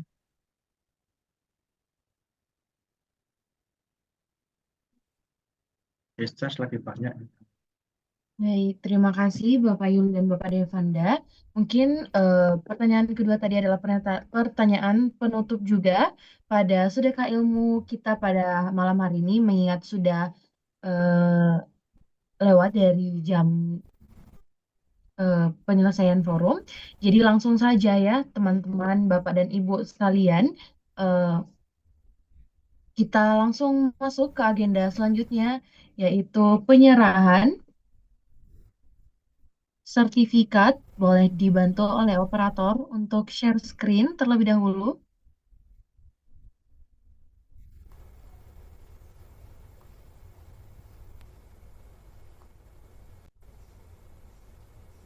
Izin Mbak Rizky, Pak Yuli dan Mas Deva, ini saya dapat amanah dari Pak Amri untuk mewakili. Terima kasih untuk Pak Yuli sudah memberikan kesediaan waktu ya, sharing tentang kesehatan dan kesejahteraan kerja pada malam hari ini, dan juga oleh Mas Deva ya. Mas Deva, ya makasih Mas Deva atas waktunya ya untuk memberikan materi sharing yang bagus. Dan yang terakhir kepada Mbak Reski sebagai MC dan moderator. Mudah-mudahan ini bisa dipakai, dimasukkan di portofolio dan pengalaman. Terima kasih teman-teman semua. Terima kasih, Pak. Siap, terima kasih Pak Pradana.